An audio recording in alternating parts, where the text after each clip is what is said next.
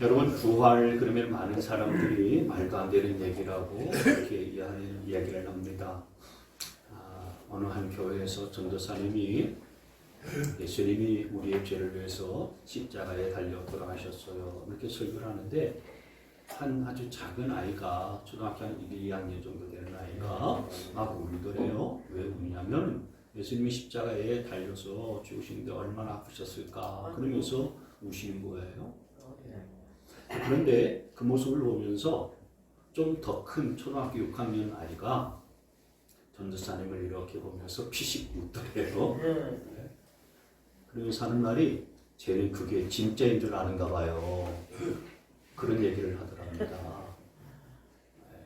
그러니까 이제 자기도 알 만큼 아는 나이가 됐다 이거죠. 초등학교 6학년짜리가 크리스마스 때에 산타가 온다는 것도 가짜인 거 다 알고 있고 선물 갖다 놓고 한다는 것도 다 가짜인 줄 아는데 이제 예수님이 죽으셨다는 것도 그냥 만든 이야기다. 뭐 이 정도로 알고 있다는 거예요. 그래서 그렇게 울고 있는 그런 동생 같은 아이에게 얘는 이게 진짜인 줄 알아봐요. 그런 얘기를 하더랍니다. 여러분, 이 주일학생처럼 교회 다니는 많은 분들 가운데도 뭐 부활은 그냥 하는 얘기지, 죽으면 끝이지, 뭐 부활이 있겠나 이렇게 생각하는 분들이 많이 있어요. 그런데 세상을 살다 보면 이 부활의 증거가 참 많이 있다는 것을 우리가 자연 만물 속에서 알 수가 있는데요. 성경 로마서 9장 말씀에 보면 로마서 1장 말씀에 보면 이런 말씀이 있어요. 하나님을 알 만한 일이 사람에게 환히 드러나 있습니다. 하나님께서 그것을 환히 드러내 주셨습니다. 20절 이 세상 창조 때부터 하나님의 보이지 않는 속성 곧 그분의 영원하신 능력과 신성은 사람이 그 지으신 만물을 보고서 깨닫게 되어 있습니다. 그러므로 사람들은 핑계를 댈 수가 없습니다. 이게 무슨 말이냐면 하나님께서 천지 만물을 만드셨잖아요. 그리고 이 천지 만물 자연 속에 이 신앙의 신비, 부활의 신비를 다 담아 놓으셨다는 거예요. 그래서 이 하나님이 창조하신 자연 만물 속에 하나님을 알만한 것을 담아 두셨다라는 겁니다. 그래서 여러분, 우리가 저 대낮의 태양이나 또 밤에 아주 수많은 은하수와 별들, 그걸 가만히 생각해 보면 그게 어떻게 우연히 생긴 것일 수 있을까요? 다 창조 주시는 하나님의 솜씨인 줄 믿습니다. 그러니까 하나님이 만드신 이 자연을 가만히 생각해 보면 거기에 신앙의 신비가 담겨 있고 부활의 신비가 담겨 있는 것을 우리가 알 수 있어요. 부활의 증거가 많이 있어요. 여러분, 배추 잎사귀 갉아먹는 그 배추 그 애벌레 있잖아요. 그 애벌레가 이렇게 기어다니다가 나중에 줄기에 번데가 되어져서 실을 꼬리에서 내가지고 칭칭 자기를 감고서 마치 죽은 듯이 있잖아요. 근데 그 애벌레가 한 10일 정도 지나게 되면요, 거기에서 뭐가 생겨납니까? 나비. 예. 그런 애벌레에서 어떻게 나비가 생겨날 수 있을까? 번데기를 보면 아무것도 아닌 것 같고 죽은 것 같은데 거기에서 애벌레가 생겨가지고 하늘을 헐헐 날아가잖아요. 이게 얼마나 신비롭습니까? 네. 오늘 우리가 이제 부활절에 대해서 이렇게 계란을 드리는데, 여러분 그 계란을 가만히 보면은 계란이라고 말하기 전에 그건 사실 겉으로 보면은 돌멩이 같잖아요. 그 안에 뭐가 있겠나 아무도 몰라요. 네. 근데 죽은 것 같고 움직이지도 않은 것 같고 그리고 아무것도 아닌 것 같은 그 계란에 생명체가 있잖아요. 그래서 그 계란이 이렇게 부화가 되어지면은요, 거기에서 생명체 병아리가 뿅 하고 이렇게 태어나지 않습니까? 그게 참 신기한 일 아니겠어요? 네. 그러니까 그걸 보면 그 안에 생명이 담겨 있다는 것을 보게 되어지면은요, 이 자연 속에서, 만물 속에서 하나님께서 이렇게 생명 있게 하여 주시는 것들을 보면 참 신비로워요. 성경을 보면은 부활이 역사적인 사실이라는 사실들을 많이 증거하고 있어요. 제가 세 가지만 말씀을 드릴 텐데, 첫째는 뭐냐면 제자들의 증언이에요. 제자들은 처음에는 예수님이 부활한 사실들을 잘 믿지 못했다가 나중에 성령을 받고서 예수님이 부활하셨습니다라는 것을 증언하면서 다녔었던 자들이었어요. 예수님이 부활하신 것을 우리의 눈으로 보았고 목격했습니다. 그러면서 수많은 사람들에게 부활의 증인으로 살았어요. 근데 사람들은 그건 제자들이 꾸미고 제자들이 만들어낸 이야기 아니냐 이렇게 이야기하는데, 여러분 가만히 생각해보면 그게 어떻게 제자들이 꾸민 일이겠습니까? 예수님 당시에 예수님을 믿는다는 것은 목숨 거는 일이에요. 예수님 믿는 것은요, 목숨 걸고 순교를, 죽음을 각오하고서 믿는 거예요. 근데 그 예수님이 죽었다가 살아나셨으면 우리는 그분의 제자입니다, 이걸 아무나 그렇게 말할 수 있겠습니까? 만약에 여러분들이 예수님이 나의 스승님이나 나의 선생님이십니다 이렇게 증거하다가 여러분 목에 칼이 들어온다고 해도 그렇게 말할 수 있을까요? 그렇게 꾸며내면서 말할 수는 없을 거예요. 잘못되면 자기가 죽는 상황이 되는데 예수님 부활하셨습니다 이렇게 말할 수는 없는 거 아니겠어요? 제자들은 정말 살아계신 주님, 부활하신 주님을 만났기 때문에 거짓이 아닌 진실을 그렇게 말할 수밖에 없는 거예요.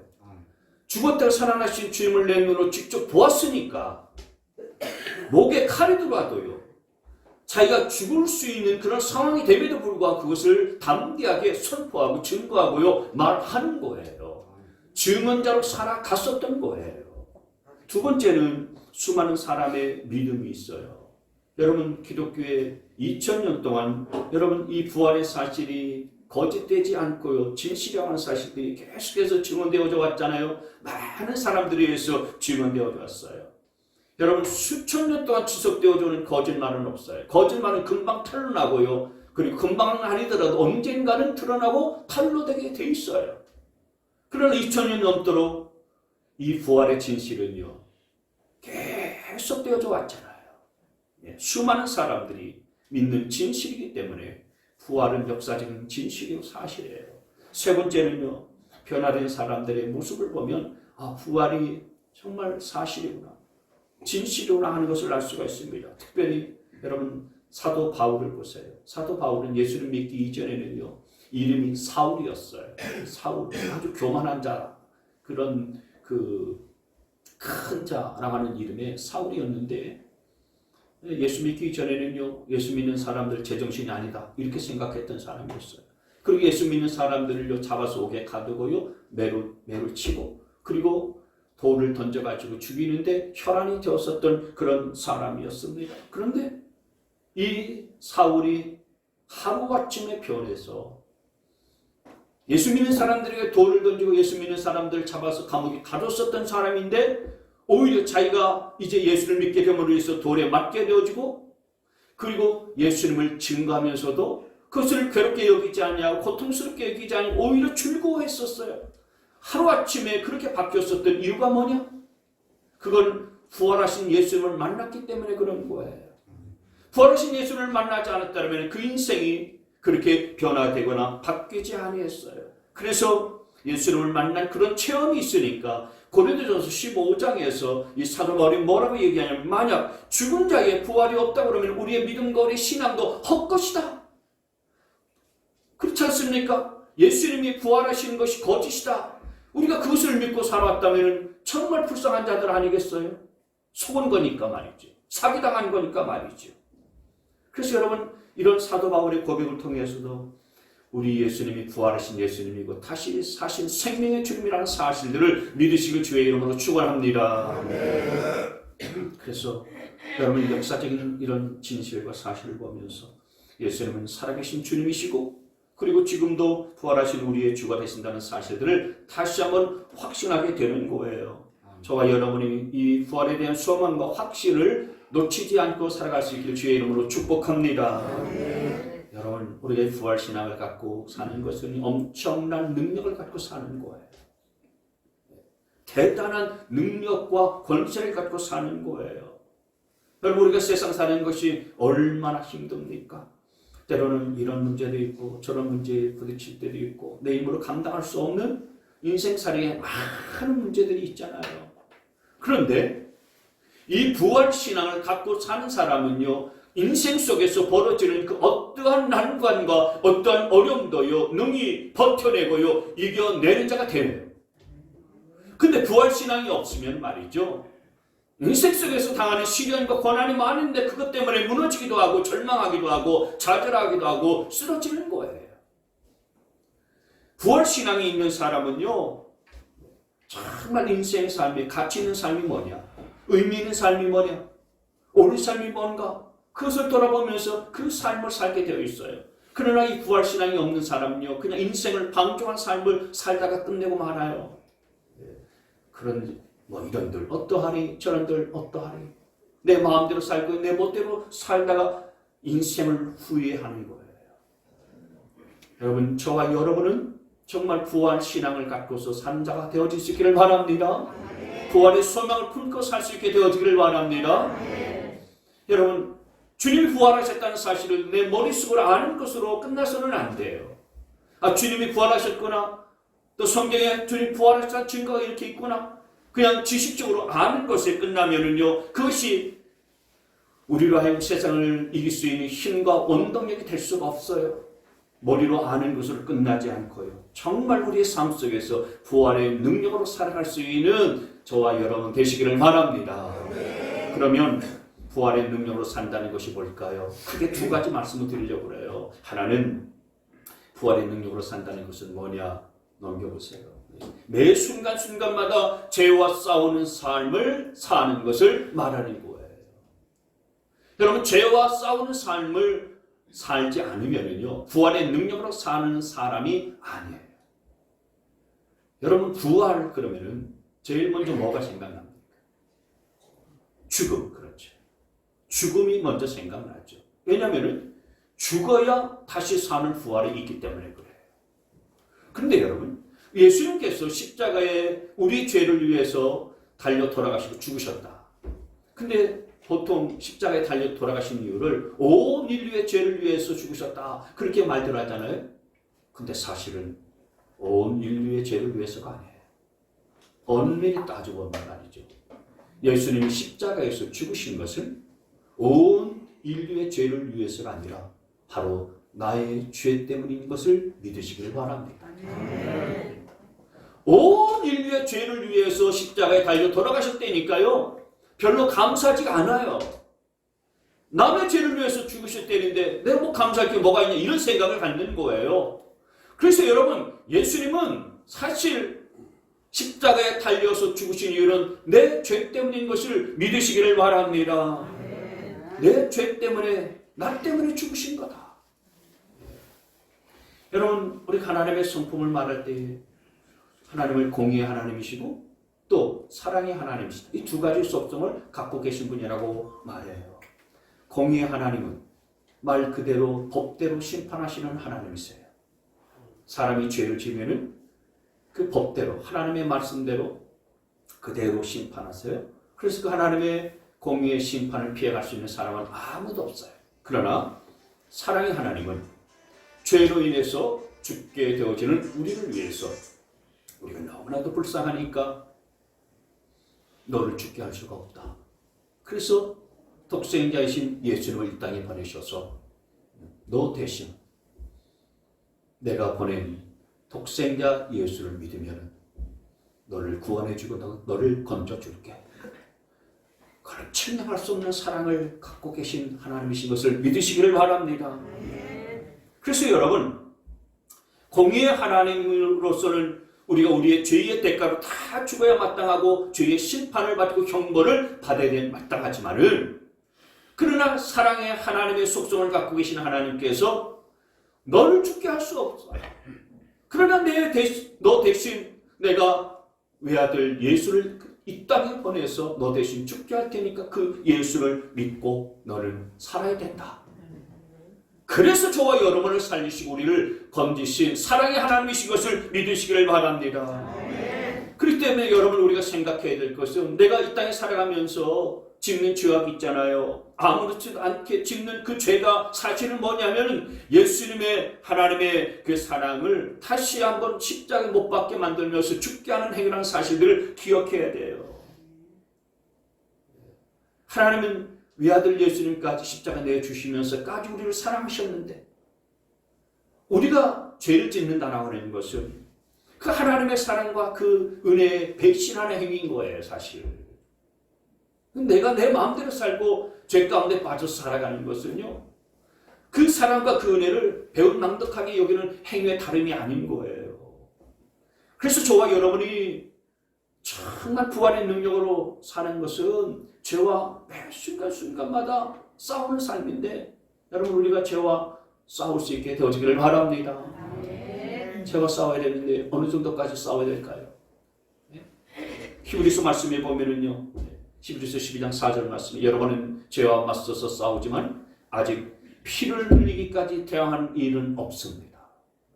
바꿔서 얘기하면 무슨 말이냐면 우리가 죄와 싸울 때는 피를 흘리기까지 대항하면서 싸울 수 있어야 된다라고 하는 거예요. 피 흘리기까지 처절하게 죄와는 싸워야 된다. 여러분, 죄와 싸우는 자가 하나님의 은혜를 입은 자, 그리고 하나님의 은혜와 하나님의 사랑이 진짜 감사하고 또 감격하는 자가 취해야 될 태도인 줄 믿으시기를 바랍니다. 근데 여러분, 이런 말씀, 이런 설교를 들으면 마음속에 그런 생각이 들 거예요. 그래, 나도 이제부터 죄와 싸워야 되겠다. 이런 결단을 아마 할 수 있을 거예요. 그리고 실제로 나가서 죄와 싸우는데 그게 좀 싸우는 게 쉽지 않아요. 그래서 한두 번 싸우다가 그냥 지치고, 그래서 이렇게 나뒹굴 경우들이 없지 않아 덜어 있을 거예요. 왜냐하면 죄의 유혹이라고 하는 것이요, 쉴 새 없이 우리를 끊임없이 공격해대고요, 우리에게 덤벼들기 때문에 그래요. 죄의 유혹은요, 우리가 죽을 때까지 있어요. 끊임없이 그 죄의 유혹은요, 우리를 물고 늘어지는 거예요. 그리고 죄의 유혹은 너무 달콤하고요, 우리의 호기심을 자극하는 거예요. 우리를 유혹하는 거예요. 그래서 그 죄와 싸워서 이긴다는 것은요, 쉬운 일이 아니에요. 너무너무 힘들어요. 여러분, 죄의 유혹에 탁 넘어가면은 그게 너무너무 즐거워 보이고요, 좋아 보이고요, 재밌어 보이고요, 그거 한번 맛보면 좋을 것 같고요, 먹고 싶고요, 갖고 싶어요. 그래서 그 죄의 유혹에 넘어가지고 그것을 누가 보는 사람도 없고, 그리고 사람들 다 그런 죄도 같이 그냥 저지르니까 별 죄의식을 갖지 않고서 그냥 눈 딱 감고서 저질러 봐요. 근데 저질러 보니까 이 죄가 주는 쾌락과 쾌감이 좋은 거예요. 너무너무 막 이게 기분 좋게 만드는 거예요. 어떤 때는 막 날아오를 것 같은 쾌락도 느끼게 만들어줘요. 그래서 한번 저질러 보니까 너무 쾌락이 좋아. 그래서 또 생각나고 돌았으면 또 생각나고 돌았으면 또 생각내서 죄를 끊어버리지 못하고요, 죄와 벗어겨서 살아가는 자. 그리고 교회 오면 마음이 찔리고 오늘 죄책감이 생기니까요, 그냥 내 양심이 마비가 되었는데도 불구하고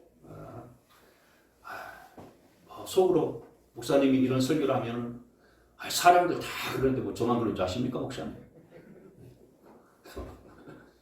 그 사람들 죄로 여기지도 않습니다.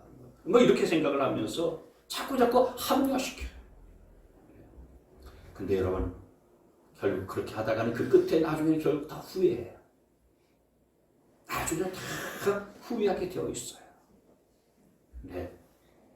그런데 여러분, 그런 죄의 유혹, 죄의 공격, 죄의 시험을 잘 참고 죄와 끝까지 싸워서 이겨나가는 사람은 비록 그때는 그 죄와 싸우는 것이 힘들고 버티고 유혹에 이기는 것이 어려울지 몰라도요, 마지막에 가서는 그러기는 참 잘했다, 그러면서 이게 승리의 길이구나, 이렇게 확신하게 되는 줄 믿으시기를 바랍니다. 그래서 여러분, 죄의 유혹에 넘어지지 말고 시험에 빠지지 말고요, 승리하는 자가 되어져서 부활의 능력을 더 믿고 살아갈 수 있기를 주의 이름으로 축원합니다.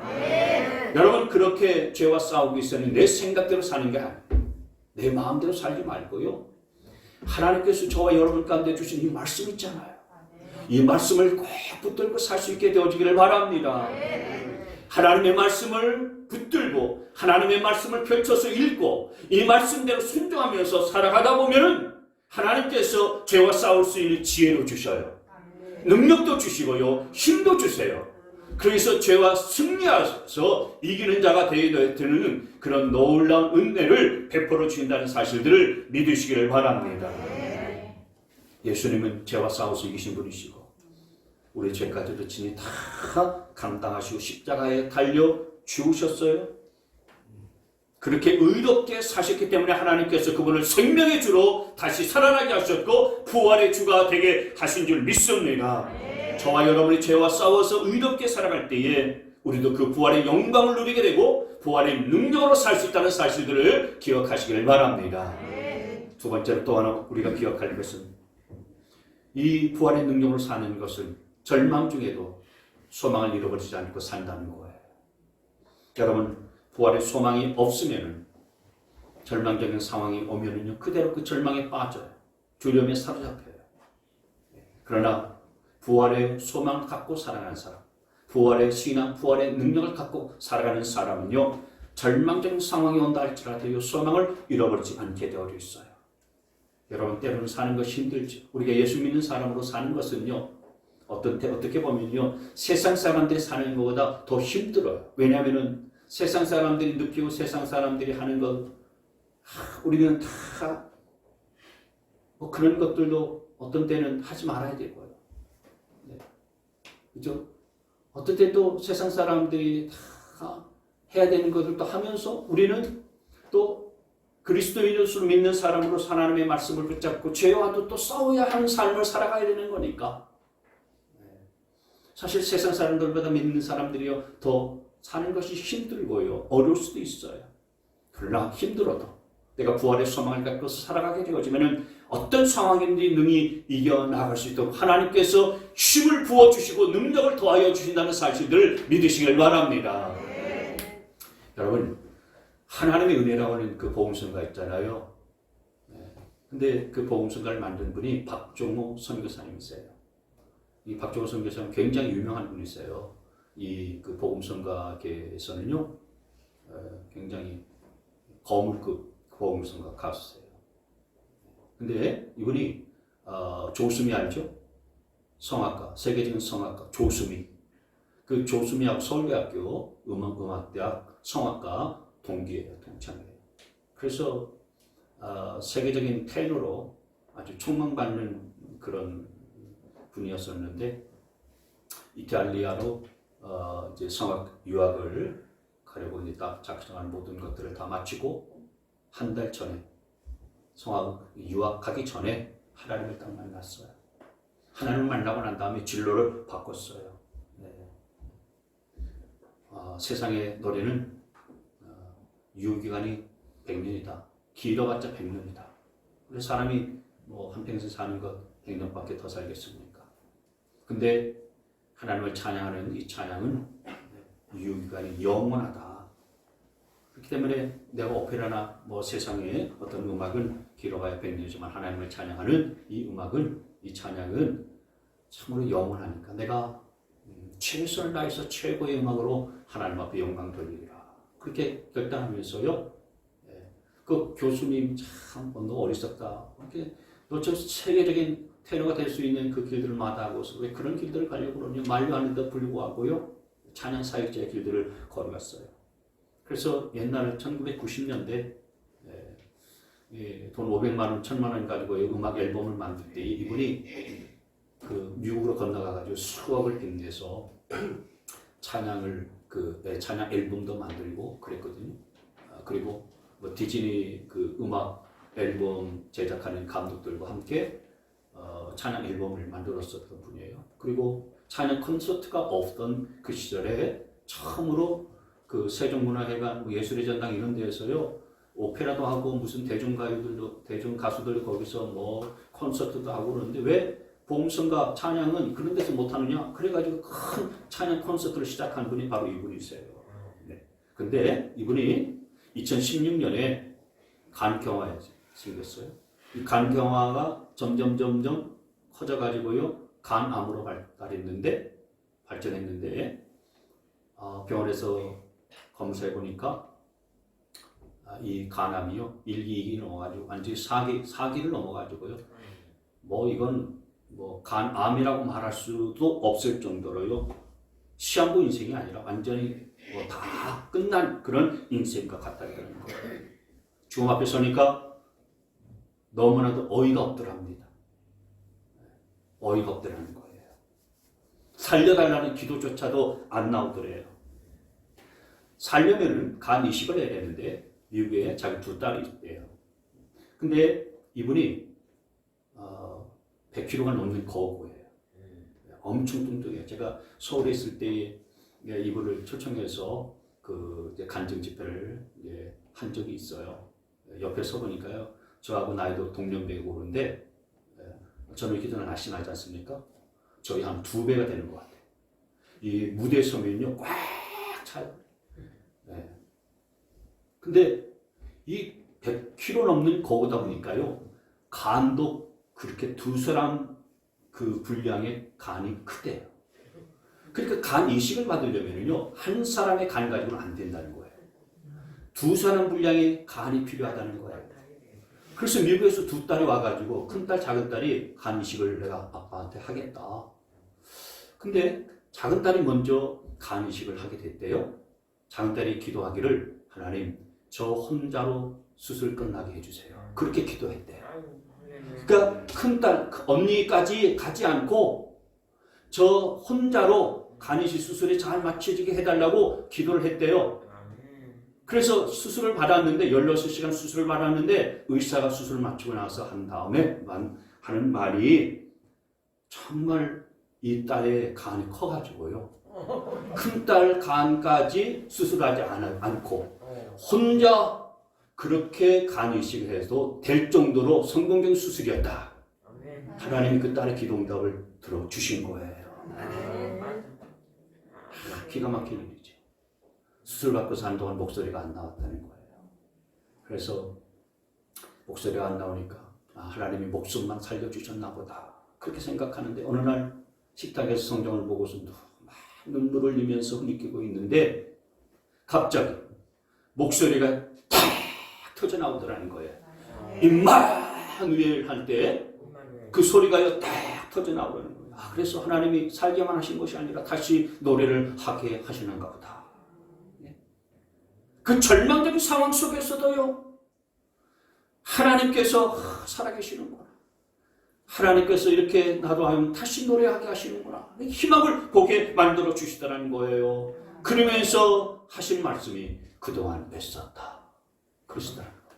그동안 애썼다. 그래서 여러분 지금도 전국 어디든지 부르는 곳이면 달려가서 하나님의 은혜 찬양하고 자기의 절망 속에 소망을 주시는 그 하나님을 노래한다는 거예요. 그 박정호 선교사님이 간증한 간증이 있는데요. 한번 잠깐 한번 보실까요?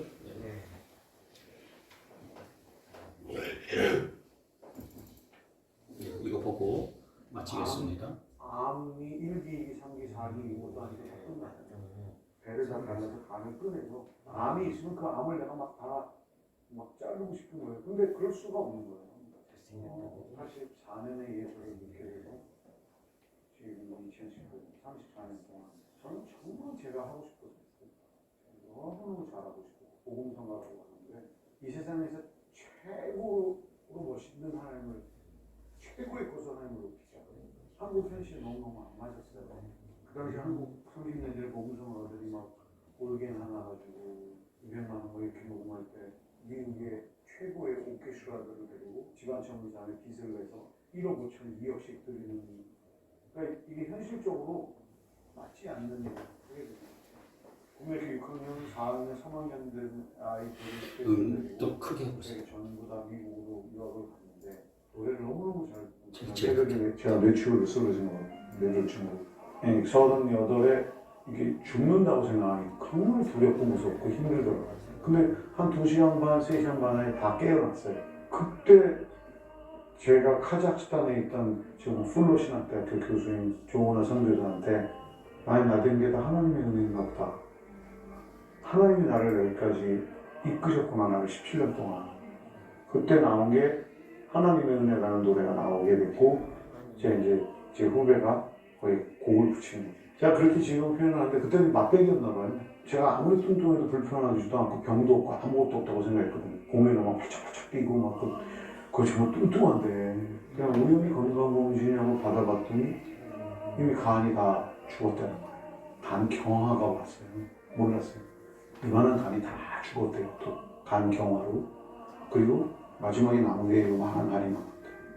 이게 다 죽었어. 여기에 암이 들어가서 2.5cm짜리 하나, 2.56cm 그리고 나머지 한 5개가 퍼져 있다. 암이 1기, 2기, 3기, 4기 이런 것도 아니고 다 끝났다는 거예요. 잠을 못 자죠. 너무 그러니까 이제 죽는다고 하니 그때 사실 제가 부엌에 가서 정말 칼을 갖다 들어서 너무 분해가지고 배를 다 갈라서 간을 꺼내서 암이 있으면 그 암을 내가 막 자르고 싶은 거예요. 근데 그럴 수가 없는 거예요. 죽음 앞에 딱 맞닥뜨리니까요. 아까 하나님의 은혜 발표했던 2000년에 그때는 무서웠어요. 근데 이번에는요 무섭지가 않고 어이가 없고 살려달라는 어떤 기도도 못하겠다. 시작부터 저는 20밖에 못해요. 100kg 넘으니까 저는 이제 100kg 넘으면 몸무게의 1%, 1kg 정도 되는 굉장히 큰 간이 필요합니다. 근데 사람이 1200, 1300, 그러니까 1kg, 200, 300, 500을 넘지 못한대요. 아무리 커도. 그 2명의 간을 잘라서 저 한 명에게 붙이는 수술을 할 수밖에 없는 형편입니다. 그 2명이 바로 저희 2딸이 들어와서 뉴욕에서 2아이가 들어와서 저한테 간을 잘라고 들어온 거예요. 근데 우리 막내는 들어와서 그 아이는 또 기도를 그렇게 했대요. 하나님, 내 거 하나로 끝나게 해주세요. 그 아이가 먼저 우선순위로 먼저 들어가서 자르기 시작했는데 저는 16시간을 붙였고 저희 아이는 12시간을 잘랐거든요. 그리고 저는 이제 중환자실에 탁 던져줬어요. 이 교수님이 깨우더라고요.